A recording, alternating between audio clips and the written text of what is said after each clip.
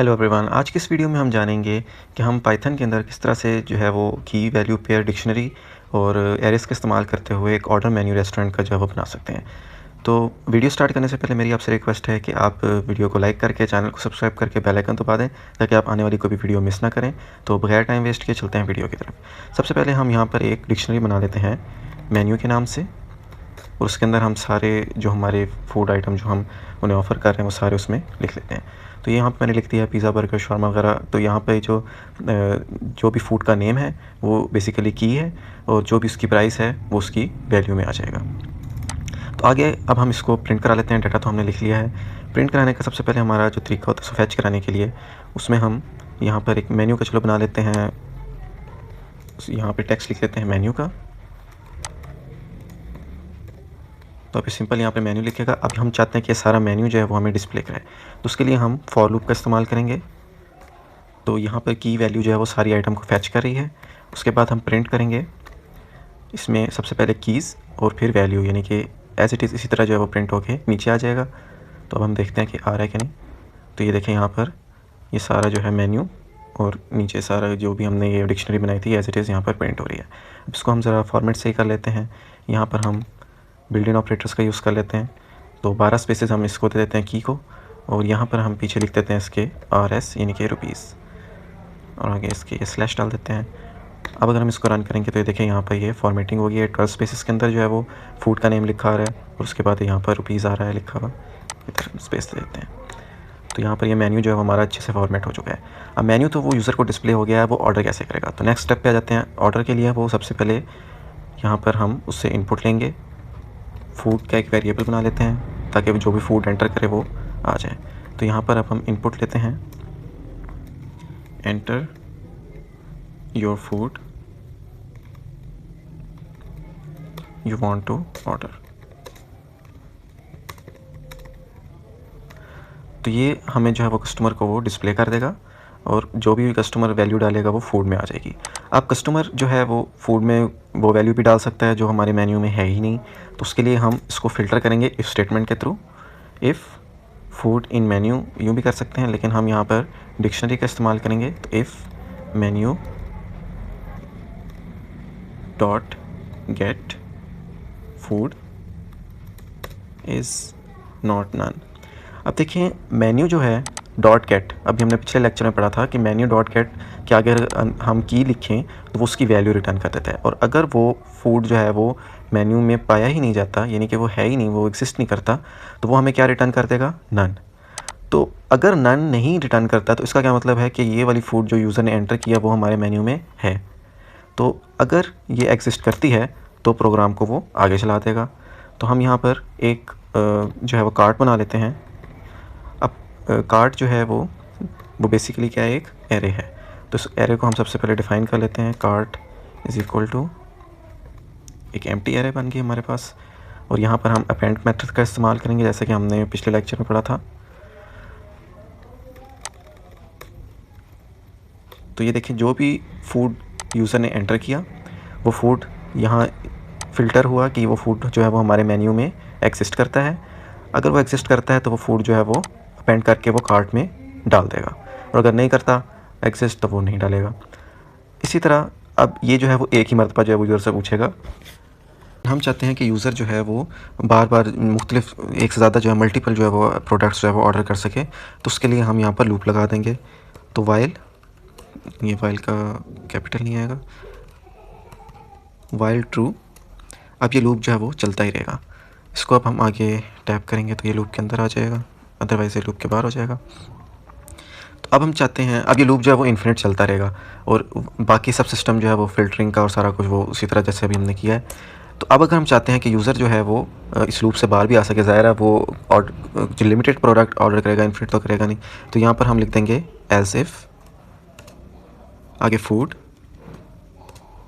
Equal Q, यानी कि अगर यूज़र जो है वो क्यू डालता है तो वो जो है मेन्यू है वो क्विट हो जाएगा, यानी कि वो मज़ीद ऑर्डर जो है वो टेक नहीं करेगा।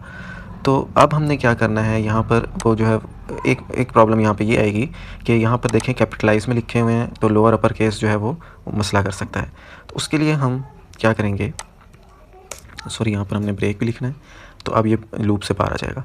तो अगर हमने जो है वो कैपिटल और स्मॉल ABC का करना है तो यहाँ पर हम इसे कैपिटलाइज़ कर देते हैं। अब जो भी यूज़र इनपुट करेगा, यूज़र जो है वो बेसिकली अगर वो उसे लोअर केस में लिखता है, अपर केस में लिखता है, वो ऑटोमेटिकली इसे कैपिटलाइज़ कर देगा, यानी कि उसका जो फर्स्ट लेटर है वो कैपिटल में आ जाएगा। तो अगर यूज़र जो है पास्ता लिखता है स्मॉल ABC में, तो वो ऑटोमेटिकली उसका पहला लेटर जो है वो बड़ा हो जाएगा और वो कैपिटलाइज हो जाएगा। इसी तरह क्यू अगर वो लिखता है तो वो क्यू भी कैपिटल हो जाएगा और वो लूप से ब्रेक हो जाएगा।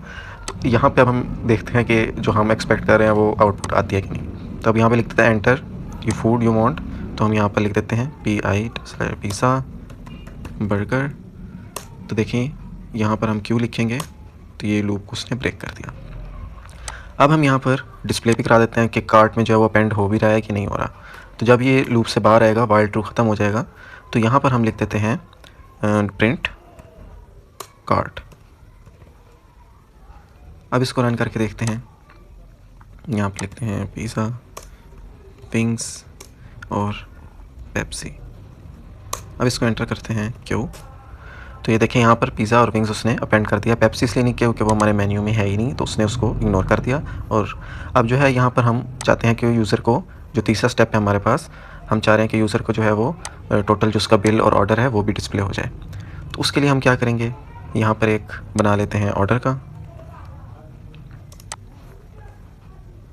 और इसको जो है ऑर्डर ख़त्म करने के लिए जो ये टेक्स्ट लिखा है ये कर लेते हैं, यहाँ मेन्यू के बजाय ऑर्डर लिख देते हैं।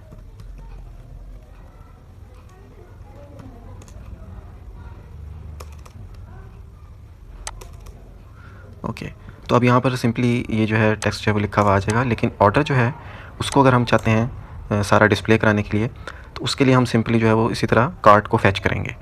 अब हमने जो है यहाँ पर उसकी टोटल प्राइस जो है वो भी लिखनी है ताकि वो कैलकुलेट करे। तो यहाँ पर हम टोटल बिल को हम लिख देते हैं बिल इज इक्वल टू 0। तो बाय डिफ़ॉल्ट बिल जो है वो 0 रहेगा। 0 में इंक्रीमेंट होगा bill plus is equal to menu dot get food, यानी कि जो भी फूड यूज़र जो है वो डाल रहा है उसको हम गेट करेंगे यहाँ पर, और उसके अंदर हमने फूड लिखा हुआ है तो उसके अगेंस्ट जो डिक्शनरी में वैल्यू लिखी हुई है यहाँ पर ये वो आ जाएगी। यानी कि यूज़र अगर शेक्स एंटर करता है तो यहाँ मेन्यू डॉट गेट से हमारे पास 1200 रुपीज़ जो है वो आ जाएगा, और ये 1200 रुपीज़ जो है वो बिल में ऐड हो जाएंगे। अब ये चूँकि यहाँ पर जो है वो स्ट्रिंग मेथड के थ्रू लिखा हुआ है तो इसलिए वो एरर दे देगा, इसलिए हमें इसे इंटीजर के अंदर जो है वो कन्वर्ट करना होगा। तो यहाँ पर हम इसे इंटीजर में कन्वर्ट कर देते हैं। तो अब यहाँ पर हमें ये बिल जो है वो डिस्प्ले कर देगा। यहाँ पर हम लिख देते हैं print F double quotation your total bill is bill, यहाँ पे डॉलर के बजाय रुपीज़। तो अब इसको रन करके देखते हैं वो हमें बिल बता रहा है कि नहीं। यहाँ पे हम लिख देते हैं शेक्स, यहाँ पे हम लिख देते हैं कोका कोला, इधर हम लिख देते हैं पॉपकॉर्न जो कि हमारे मेन्यू में नहीं है, और यहाँ पर हम विंग्स लिख देते हैं और बर्गर और क्विट कर देते हैं। तो अब ये देखें उसने हमें टोटल बिल बता दिया है 3300 रुपीज़। लेकिन अब हम चाहते हैं कि जो भी ऑर्डर लिखा है उसका सिर्फ टोटल बिल ना बताए बल्कि ऑर्डर भी बताए और हर जो है वो फूड की जो है वो वैल्यू भी बताए। तो उसके लिए हमारे पास कार्ट में हमने अपेंड तो कर दिया है, अब हमने सिर्फ उसे फैच करना है। तो यहाँ पर हम फॉर लूप्स के थ्रू से फैच कर लेते हैं। For items in cart print, यहाँ पर जो भी आइटम है उसका नाम आ जाएगा, यानी कि कार्ट के अंदर जितनी भी फूड्स वो एंटर हो चुकी हैं वो सारी फैच हो जाएंगी। उसके बाद उसकी प्राइस फैच करने के लिए हम यहाँ पे मेन्यू डॉट गेट आइटम, तो ये जो है जो भी यहाँ पे आइटम है यानी कि जो उसने फूड का नाम फैच कर रहे हैं उसको ये हमारी डिक्शनरी में जाएगा और उसके अगेंस्ट जो वैल्यू है यानी कि उसकी प्राइस वो यहाँ पर प्राइस की जगह पे आ जाएगी। तो अब इसको फैच करके देखते हैं कि क्या वो सही बता रहा है कि नहीं। तो सबसे पहले हम लिखते हैं पेप्सी जो कि हमारी मेन्यू के अंदर नहीं है। पॉपकॉर्न लिख देते हैं, ये भी हमारे मेन्यू के अंदर नहीं है। अब यहाँ पर कोका कोला लिख लेते हैं और बर्गर, फ्राइज़, विंग्स और पिज़्ज़ा, और इसको क्विट कर देते हैं। अब ये देखें यहाँ पे मैं आपको इसको फुल स्क्रीन करके दिखाता हूँ। सबसे पहले हमारे यहाँ पे मेन्यू डिस्प्ले कर रहा है, मेन्यू के बाद वो सारा ऑर्डर ले लिया, क्यू से क्विट होकर उसने हमें ऑर्डर बता दिया है। तो ऑर्डर क्या है जो हमारे पास पेप्सी चूँकि हमारे उसमें शामिल नहीं था, पॉपकॉर्न भी नहीं था, कोका कोला है इसलिए उसने उसकी प्राइस डाली है, बर्गर की प्राइस डाली है, विंग्स की डाल दी है और पिज़्ज़ा की भी डाल दी है, फ्राइज़ भी नहीं थे। तो ये सारी आइटम्स के वो दिखा के टोटल उसने हमें एक इनवॉइस जनरेट करके दे दिया है। तो इस तरह से आप जो है पाइथन के अंदर जो है वो ईज़िली रेस्टोरेंट के लिए जो है वो एक मेन्यू सिस्टम जो है वो बना सकते हैं। आई होप आपको इस वीडियो से बहुत कुछ सीखने को मिला होगा। फिर भी अगर आपकी कोई क्यूरी वगैरह है तो आप मुझसे कमेंट बॉक्स में ज़रूर पूछें और सोर्स कोड जो है वो आपको डिस्क्रिप्शन में मिल जाएगा, पूरी प्लेलिस्ट के जितने भी कोड्स हैं। वीडियो को लाइक करके, चैनल को सब्सक्राइब करके बेल आइकन दबा दें ताकि आप कोई मज़ीद वीडियो मिस ना करें। Thanks for watching.